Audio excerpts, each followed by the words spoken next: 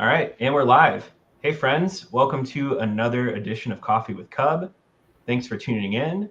Today, our topic is going to be about the grid. So it's a bit of a can of worms. We're going to cover all things from like how we get electricity to our homes, all the way to who's making the decisions of how that electricity gets to our homes. So a lot to unpack today, but fortunately, our friend and colleague Clara has agreed to join us.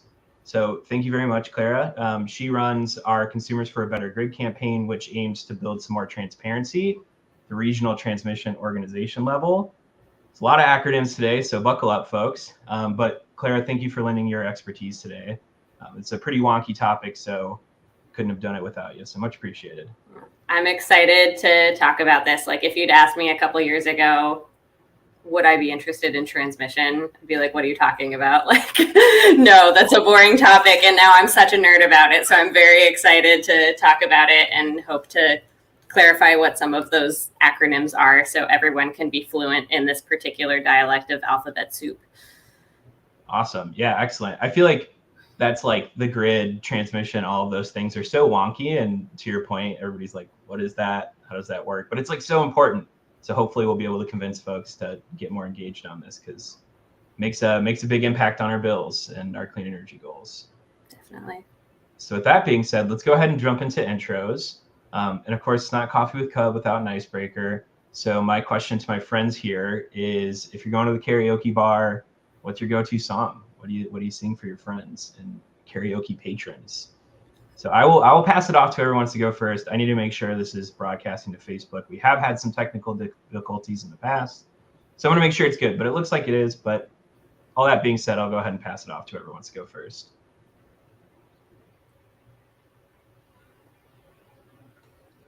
I can go. Hi, everyone. I'm Kate. I'm CUB's Sustainable Communities Liaison on our outreach team. My go-to karaoke song is Jolene, by Dolly Parton. Sorry. I think it's like somewhat easy to sing, like a little bit easier than a lot of songs, but it's just a crowd favorite, so always a good one.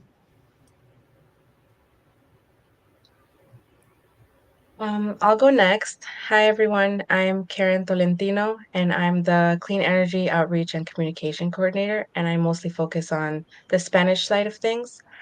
But I'm happy to be here. And my go-to karaoke song is probably a good classic is probably I Miss You by Blink-182. I feel like you can never go wrong with that one. Thank you.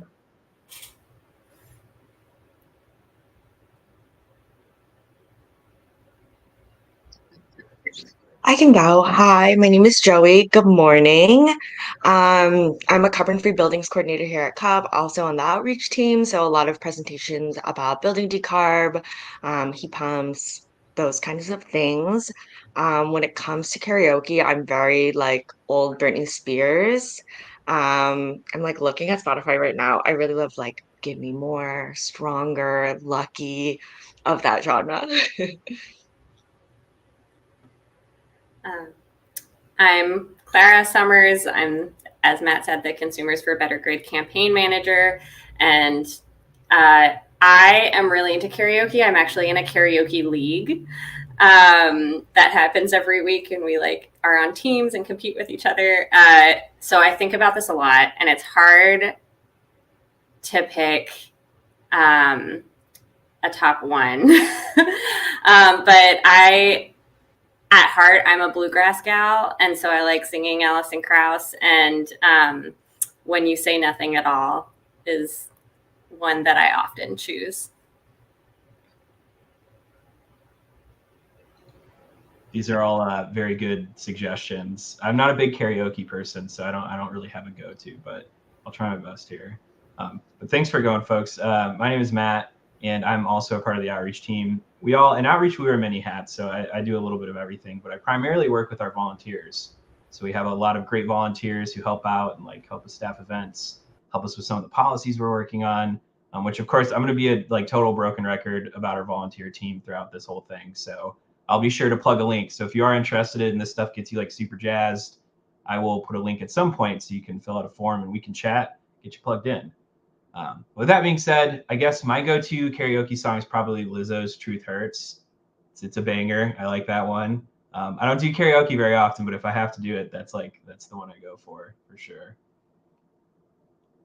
Cool. Well, thanks for going around, everybody. Always a pleasure. So the next segment, we typically take a few minutes just to give some updates on some of the things that we're working on. Like I mentioned, we all wear many different hats, so we're constantly like running around, attending different events, attending different like policy meetings. It's a lot of fun stuff to share. So I'd like to create some space so folks can share any events that they're working on or just cool things that are coming up, which I'll go ahead and kick it off. I actually have a webinar with Elevate coming up next Tuesday, which is December 5th at 6 p.m. And we're going to cover the Inflation Reduction Act. Elevate's going to talk about some of the incentives that you can expect, as well as some of the things that are coming down the line from CEJA, or the Climate and Equitable Jobs Act. And then I will be talking about solar. So we'll be covering like the various solar programs and ways you can get access to that in your house or apartment, which I will put the link in the chat.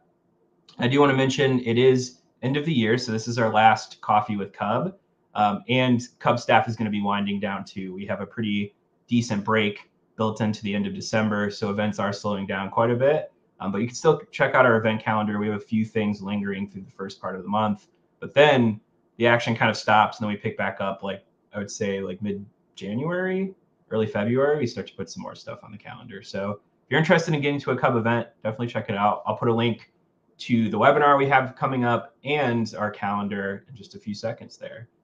That's my main update. I don't know if anybody has anything else. Yeah, just to go off of that, Matt, like you said, we're really winding things down, but we do have 2 webinars coming up next week that Joey and Karen are going to be doing. One on your cable options and robocalls, and then another one just on our general home energy savings presentation. Those are going to be with the 19th Ward, but they're open to the public, so anyone can join if you're interested in those topics. And they're also on our events calendar if you're interested. But yeah, in January, we pick things up. So we have some more webinars similar to those topics if you can't make those ones next week, and a lot going on. So definitely check out that calendar.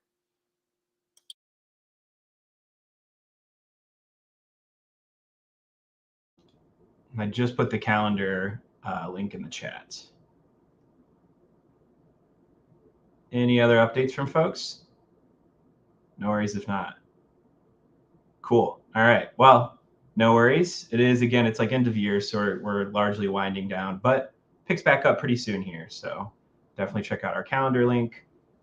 Without further ado, I guess let's go ahead and dive into the meat and potatoes of today, which again is the grid, which is like this whole thing. And we have been mulling over like how to start this conversation for like a week or 2 weeks, because it's like, again, such a can of worms. And we thought it might make sense to kind of start small and simple and just kind of like start from square one, perhaps like how does electricity get to our homes? Because I think oftentimes, I don't want to throw everybody under the bus, but I would say, and I would guess that like most Americans don't necessarily think about the mechanisms that are behind the scenes when you like flip a light switch. Like there's a lot of stuff going on with your energy, with your electricity, but generally I typically don't think about that stuff. Some other folks don't really think about that stuff, but it's really important. So I guess, Clara, I don't know if it makes sense to start here, but how do we get electricity to our homes? Like what is transmission? Like what does that stuff look like? I think that's a great place to start. Yeah, so first off, Link, when we talk about the grid, which I will be talking about all the time because this is Consumers for a Better Grid, that's our campaign. It's the bulk power system. It's how we move electricity around. And some people actually say that the North American grid is like should be considered one of the wonders of the world, like the man-made wonders of the world. It's a really complex machine. So to say it succinctly, power is generated somewhere, like at a gas plant or at a wind farm. Let's take a wind farm as our example. Those are just some types of generators. And it's produced at a certain voltage, and then to move the electricity a long distance from where it's produced to where it's more likely to get used, that's when it goes through a transmission line. And those are high voltage. They go, they carry electricity much further distances. So it will, the lines, the transmission lines, and you'll see transmission towers. I think most people have seen them before. There are a couple different shapes of them, but they go long distances, and then they get to a substation, like a distribution substation, and they change the voltage, they lower the voltage, and then they send it on our like neighborhood utility lines, like what you'll see just attaching your house and stuff like that. On those smaller lines that go shorter distances, that's when the electricity eventually gets from the substation, the distribution substation, to your house or to your school or to the mall. So that's when you're flipping on the switch, you're like activating that whole system in terms of how it's being used in your house. Something that I learned recently, as we've because I mean, I think CUB's been thinking about this for a long time, but we haven't really dove into it publicly in recent years. But I recently learned that we pay for transmission under the supply section of our bill, which for folks who aren't looking at bills every day like we are at CUB, your bill is generally broken down into 3 different components: supply, delivery, taxes, and fees. And from my understanding, which correct me if I'm wrong, Clara, the transmission charges are recouped on the supply portion, which I originally thought supply is just where we pay for what we're using. Delivery, taxes, and fees typically is where all the other random stuff happens. But under our supply section, the rate to compare, the price to compare in your utility territory includes both the raw price of energy, but also the price for transmission. And I don't know if that's an accurate reflection, Clara, but from my understanding, that's generally where that takes place on our bills. Yeah, it's a wholesale market cost. It can be kind of, it can vary from utility to utility. I just posted something in the chat. I don't know if it worked though. That's a link to a blog we just published breaking this down. But essentially, if you are in ComEd on your bill, you'll see there's an electricity supply charge, and there's also a transmission services charge. And that's where transmission services should go in. Electricity supply is more the wholesale power, which we can talk about, we can touch on today. Capacity market costs get put into there. And again, I know we don't know what capacity market is yet, but we'll talk about that. If you're in Ameren, there's also this transmission service charge, but it's all under this kind of heading of electric supply. So do you know about how much we pay as a whole for transmission? Is that a cheap thing? Is that expensive on the macro? Has that price been consistent over the years? Over the past decade in the PJM region, which will, for the purposes of this conversation, it's the ComEd region of Illinois. The cost of transmission has gone up 182%. So it's a growing part of our bills.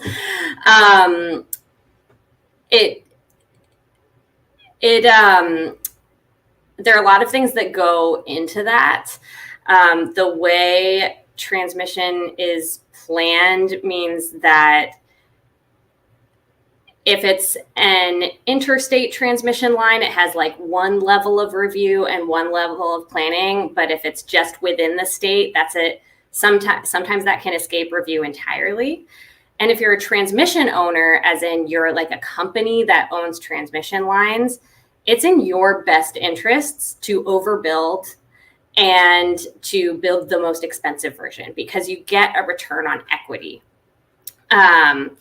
And that's why it's so important for us to be paying attention to how these transmission charges are getting made, how transmission is being planned, because transmission is critical. We need it, and we will need more of it. And we want it to be done well and in the most cost-effective manner. So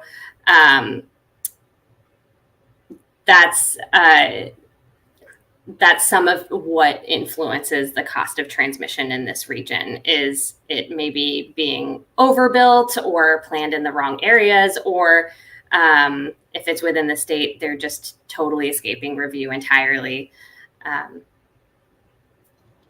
Well, it sounds like it's extra tricky because it's something that we do need. It sounds like it's a really integral part of the overall system, but then also they're like kind of getting away with adding more, because I feel like this is just like super wonky and like the lay person doesn't know a ton about transmission. Like I work for CUB and I don't know like a lot about transmission because it's such a specialized area, you know? So it seems like there's a lot of just like smoke and mirrors that they're putting up in order to kind of like make a lot of money off of this stuff.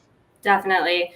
And it is essential, like you're exactly right. We need transmission lines to move power from where it's produced to closer to where it's consumed. And it has all of these benefits in terms of reliability. So for example, if you have an extreme weather event and one region is like losing power, it has a lot of generators, power plants that aren't producing because of the storm. But if you have a transmission line that goes to a different region that's not affected by the storm, then that can help with reliability in the area that's being affected by extreme weather. So it can help with reliability. Also, if you have more options for transmission, then you can have, say, if one transmission line goes down, if there's a backup transmission line, which is how these things have to be built, then you still have reliability. You're not going to lose power in that area just because one thing goes down because you have backup. So in that way, it's critical for reliability. It's also really important for the energy transition because the way historically transmission was built is you had like a couple big power plants located at just a couple different areas. But now with the transition to cleaner energy, there are more discrete sites for where you'll need like a wind farm or where you will need a solar farm. And you want transmission to connect to those places, and they're in more disparate places. So some estimates say that we'll need like 2 to 3 times more transmission capacity in order to really meet our clean energy goals.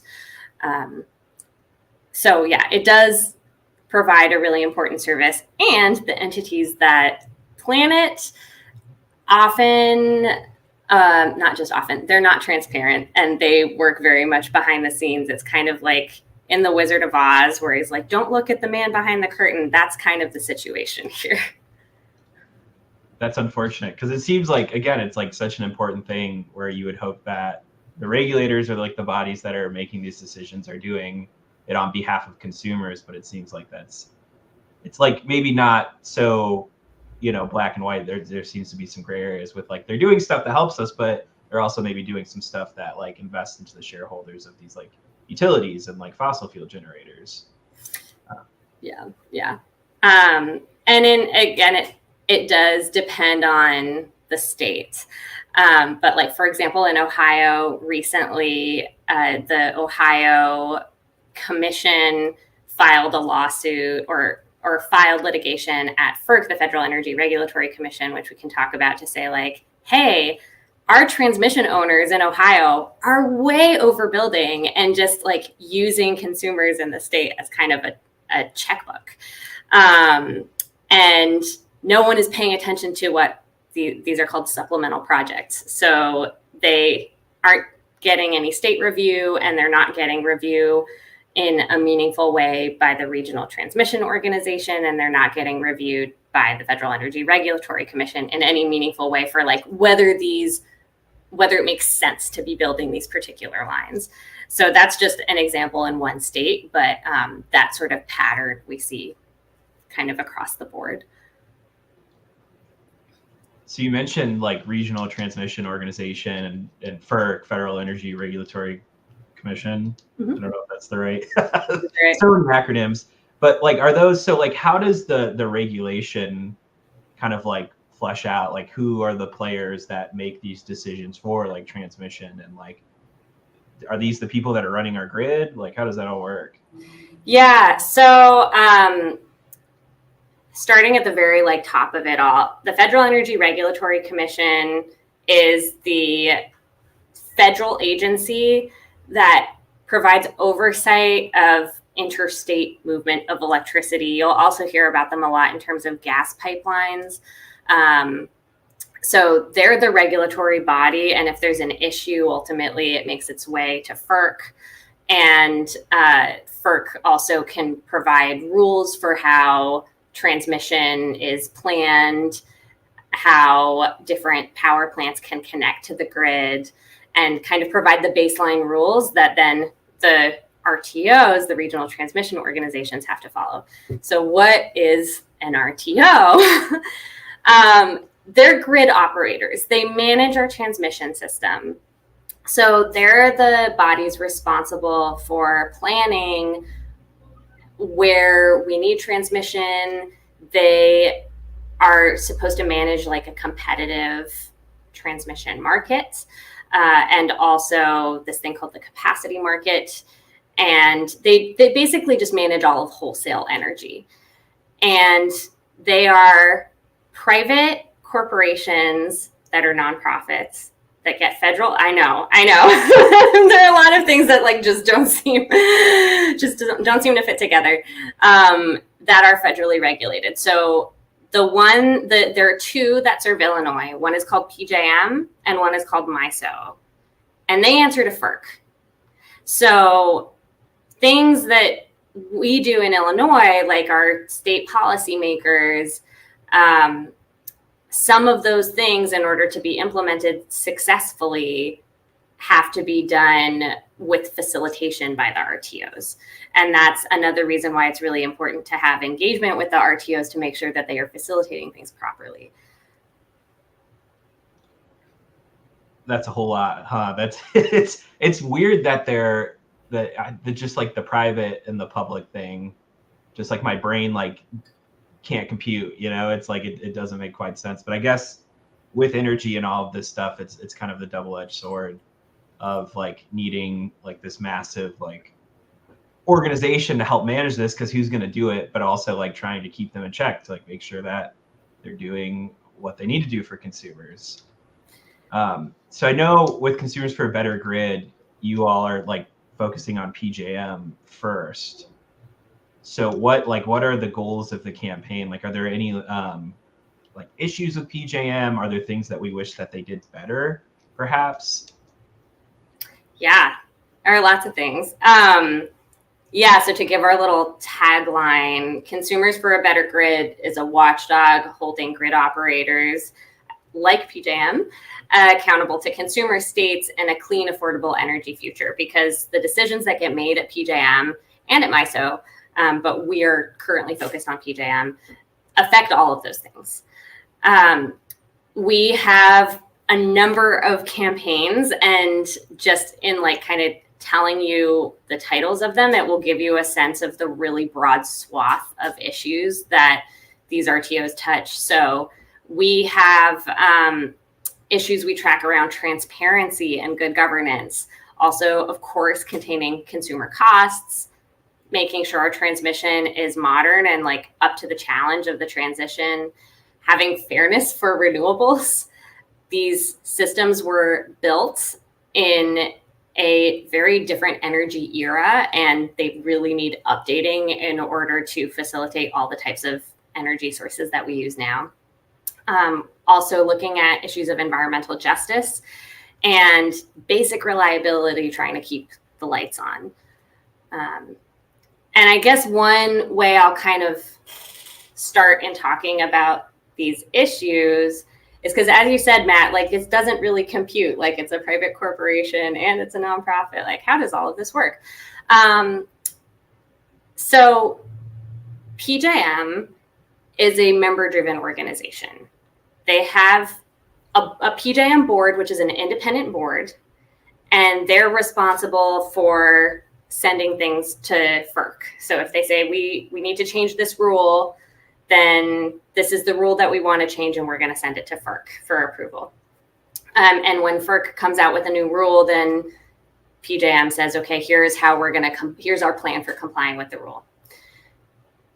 But often the decisions that the PJM board makes are heavily influenced or directed by the membership of the PJM stakeholder process.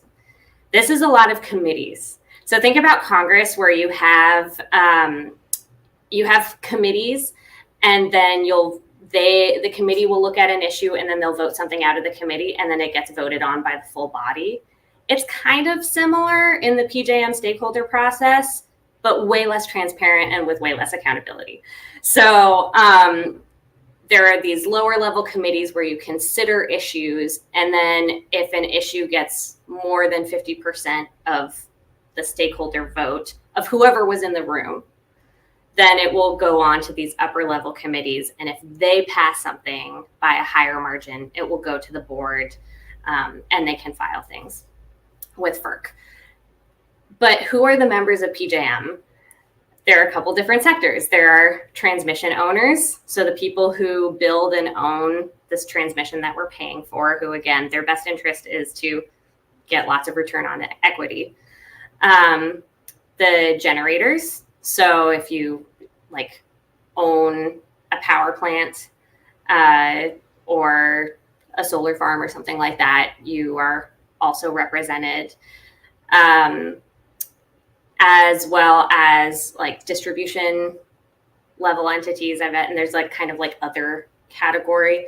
And then there's the end use customer category, and that's you and me. It's the consumer advocates, and it's big bulk users of power, like industrials. If you're a steel plant, then you use more power, and you have a particular interest.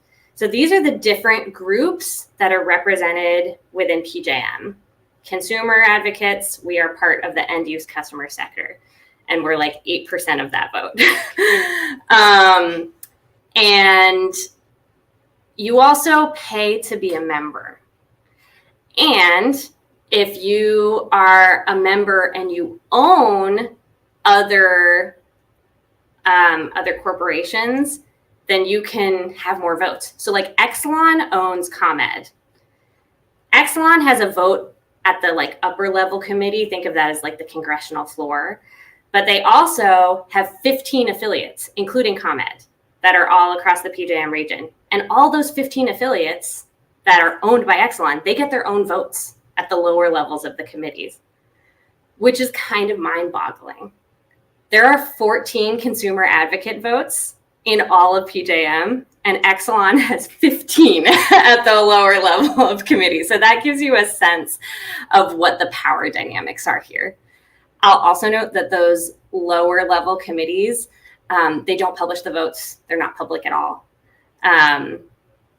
There are two upper level committees. One of them, they do publish the votes, and the other one, they present a sector weighted vote. So they'll say the transmission owners as a block voted this way. The end use customers as a block voted this way. So it sounds very democratic, doesn't it? Yeah, it sounds real fair, and they're voting in favor of consumers for sure. Yeah. And so you have to pay, and I remember reading something, it's $5,000, if I'm remembering correctly, or something in that kind of neck of the woods. Yeah, I think if I remember the details correctly, I could be wrong. Exelon pays so an upper level, a single voting member will pay $5,000. Consumer advocates pay $500 a year. But again, so if Exelon, that's our favorite example here, is paying $5,000, each of their affiliates pay, I think, $2,500 the first year that they become members. And then after that, it's nothing. So if you think about it, actually, consumer advocates are paying more. It just seems in some ways antiquated to have some kind of fee. I don't know if it's a mechanism to pay for meetings or something like that. But I know a lot of times just with this kind of like policy making in general, like scrappier community organizations, just like $500 is like could make or break a budget for a smaller organization that might have a large voice in this arena. Yeah. So it seems like it's prohibitive to the communities actually engaging in this process. There are a lot of barriers to meaningfully engaging in this process unless you own something within PJM, whether it's transmission or generation. First off, there's just a really high bar to engage because the issues are so complex. You need to know something about engineering and economics and the law. It's very, very complex. And it's like we've talked about a couple acronyms on this call. There's a whole universe of acronyms, and there are always new ones coming out. I think more and more we're trying to get public knowledge of these entities and engagement. So, these meetings are public. It's just how do you know about them? And the votes are limited. So in theory, anyone could call in to some of the meetings or attend, and we're slowly seeing that happen more. But again, they're not going to have, your average person is not going to have like their own vote for these issues that are really consequential. So their best representation in PJM would be consumer advocates who have a vote, even if it's a minority vote. In MISO, the states do have representation, and the states have their own votes. So that's another thing to know about this system is every RTO is different, and they're all over the country with different rules. So with going back to PJM, I mean, it seems like there's kind of a desperate need for transparency, especially considering the votes are anonymous. Has something been done on a state level or like even a federal level to try to create more transparency? Because I know there's 14 states that make up like PJM's territory. So have any of the states tried to do anything to kind of like enlist more, I don't know, consumer advocates in this space or like create some more transparency? Yeah. Quick tidbit. Yes, it's 14 states in DC, and it spans from the ComEd region in Illinois all the way to the East Coast and down to like the northern tip of North Carolina, to give you a sense of like how much ground this covers. But short answer is yes, and hopefully more. So last year, Maryland, a bill in Maryland, I think, passed the House that would require all of the Maryland utilities that participate in PJM to report their votes to the State Public Service Commission. So at least the state can see, how are you voting? And also, like, are those votes in the public interest? Because at the end of the day, like, utilities operate at the pleasure of the state. They were granted monopolies so they could best serve the public interest. And that's where it's really important that states hold them accountable to doing that. So we saw that pass the House in Maryland last year. I'm hoping that other states will follow that same effort, because I think it could make a big difference, since PJM itself is the only one who knows who's like voting at the lower level of committees and what those votes are. Seems like a pretty reasonable ask, It's just like, I feel like, if they're making these kinds of decisions on our behalf as like consumers, you think it would be like, just a very reasonable thing to do is just like be like, this person voted this way or this entity voted this way. But I can see why they would want to do that. Well, especially because they're unelected bodies. And the decisions they're making really do impact the cost of our electricity, the reliability of it, and whether it's contributing to planet warming emissions or not. Like, there are so many decisions that impact the public good that are being made by these shadowy entities that don't really have any public accountability. Yeah, it seems like it's desperately needed in these spaces. So we passed the Climate and Equitable Jobs Act in Illinois, 2021, which is a really big bill. Like, it did a ton of stuff, but ultimately, like, I think the hallmark of the bill is it put us on a path to 100% carbon-free energy by 2045.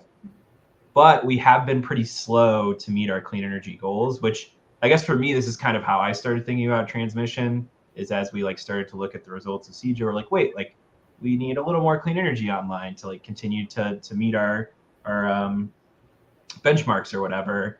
And it was explained to me that it's actually like not necessarily a state issue, not a CJA issue. It's like a PJM or like RTO issue because it's taking forever for this clean energy to get connected to the grid, which in some cases is like causing these clean energy projects to just like disappear because they can't like keep the funding up or whatever. Is that true? Like, am I hearing that correctly? Right. Like, it is the sad truth. And that's actually how I got into this work in the first place. Is I had worked on a state level and on trying to pass a renewable portfolio standard in Maryland, actually years back, and then years later in a different role heard from legislators in Maryland and in other states that had RPS requirements or clean energy requirements, like, hey, we passed these bills, the state's doing what it's supposed to be doing, and PJM has changed some market rules that it's going to make it harder for renewable energy resources to compete. So that was something that we were able to get changed. It's called the minimum offer price rule, or the MOPR in acronym speak.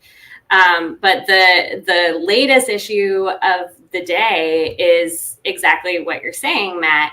And we call it, in technical speak, it's the delay in the interconnection queue.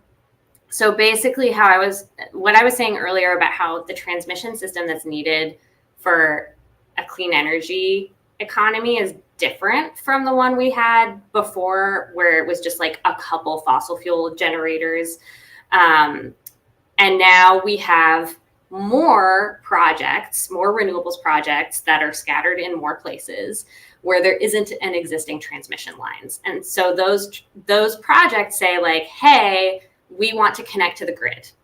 Like, we want to be built here, we want to connect. And then PJM is responsible for interconnecting them and making it possible for them to hook up, essentially, hook up to the grid. And PJM did not see the transition coming, despite the signs, despite all of this state action. And so I think last year or the year before, they said, whoops, like, we have all of these projects that want to connect, and we didn't really prepare for that. So we need a new system for figuring out how to connect them.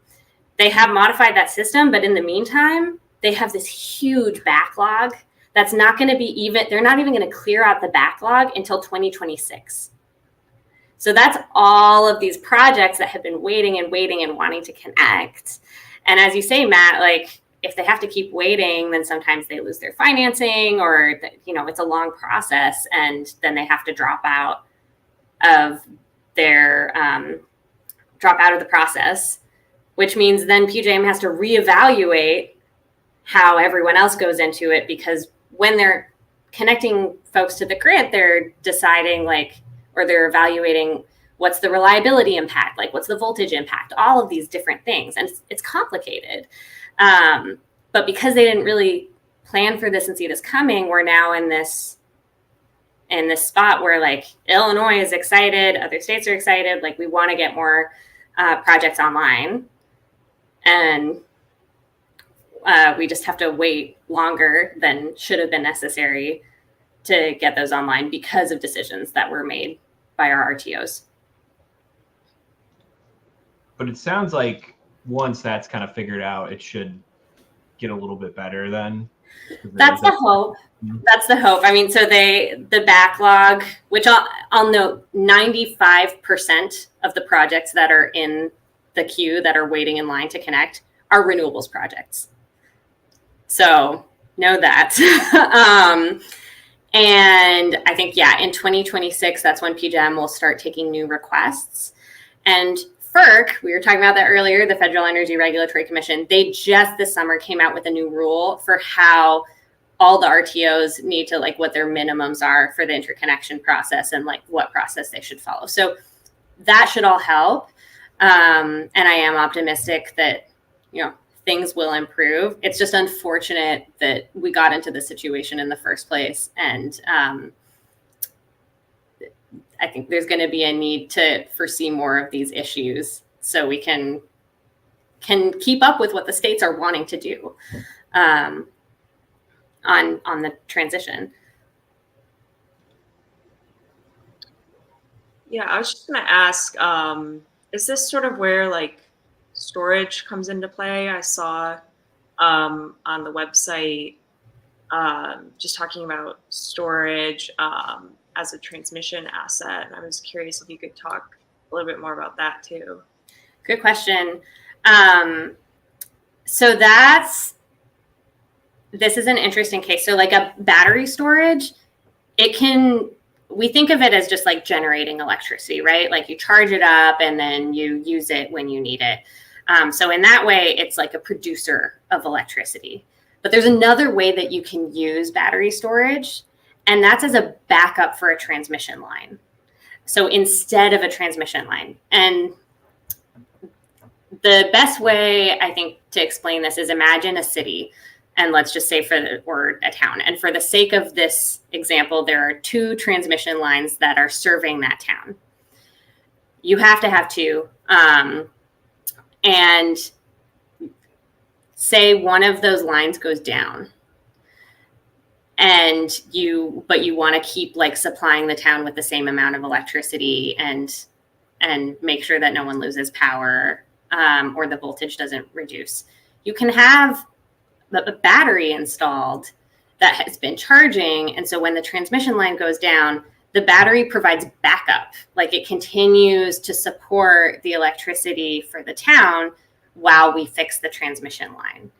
And you can do that more in lots of areas. And what's cool about it is that the cost of that method, instead of like building a 3rd transmission line to support that town, is that it can sometimes be like 1/10 of the cost of building a new like wires only option.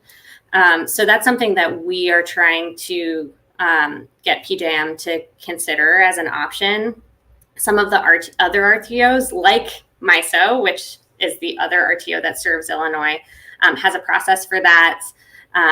New England does, and I think maybe one other in the Southwest has a system like that. So we, at Consumers for a Better Grid, and other advocates are always looking for like other transmission technologies that can help lower costs. So storage as a transmission asset is one of them. Grid enhancing technologies as a like class are other technologies that can help, but it doesn't have to just be like a transmission tower and wires. There are more ways to provide transmission than that.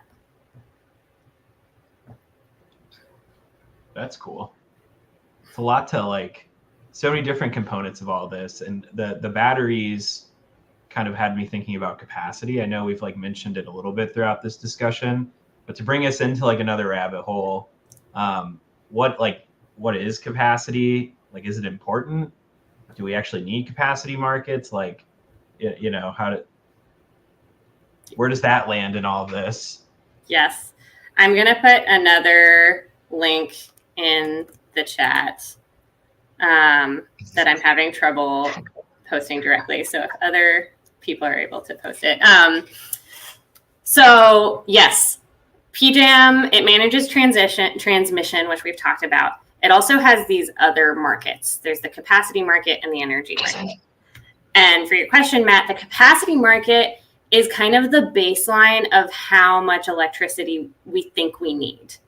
So, this is to make sure that if we're looking typically like 3 years in the future, how much electricity do we think there's going to be a demand for? Okay, we think it's going to be this much, and so we need to make sure we have this much supply. So PJM manages a market to make sure that the price signals keep existing generation online, existing producers of electricity online, and then also their market sends a signal whether we need to add more things to meet demand. And the capacity market, think of it as like the long-term planning tool, because at any given moment, supply and demand has to match for electricity all across the PJM footprint. That's a massive job. It's really complicated. And that's moment to moment, but you also want to think for the future. What are we going to need? And typically in PJM, they did this in these 3-year forward auctions. So they would plan like, in 3 years, how much do we think we're going to need? Okay, we're going to buy this much. And that's when you get a commitment from a power producer to say like, okay, we can produce this much and we will promise. And then they get paid for that. It's like electricity insurance, like you expect them to show up. So that's kind of the overview of the capacity market. What that means, though, is that if demand is lower than you forecast, then we're still paying for the capacity. There have also been times like in Storm Elliott, which was this past winter, there was strain on the grid. And a lot of that is because some plants, particularly gas plants, that were capacity resources, they said like, hey, we're going to commit to be able to provide electricity when you need it. They didn't winterize properly. They didn't have the right delivery scheduling for their gas, and they couldn't perform. And so we avoided a crisis. But that's the sort of thing, like, we've been paying you to show up when we need you, and then you didn't show up. So then they get assessed penalties, but you want the penalties to be right. And for us to basically get what we pay for, that is what we want. So that's the capacity market. It seems like a general theme with this work is like, all of these things are super important. Like, we need capacity, we need PJM, but it's kind of the methods in which they enact some of this stuff that is questionable and might not be like consumer centric, is kind of what I'm following. So like, as people, because we are approaching the end of the hour here, so I'm sure as folks have been like tuning in and out, they might be interested and they might want to get plugged in. Like, what would you tell somebody who is kind of like fired up about this? Like, how can they get engaged? Good question. Well, I think first off, they should check out the resources on our website, which is forabettergrid.org. And if you scroll down on the homepage, there's a little video that gives a very like introductory overview of these issues, and you can check out the campaigns tabs. There's also an email that you can email us and just say like, hey, I'm interested in getting engaged, and we'll connect you with things. And we have a Twitter as well that folks can look at. I think this is the sort of thing where you can also really encourage your legislators to be thoughtful about how they engage with RTOs. And say like, hey, I want you to provide oversight of PJM, or I want you to give feedback to PJM. The Illinois Commerce Commission is also often in conversation with PJM about some of these long-term planning needs. And right now, PJM is starting a process to think about where it needs to plan transmission.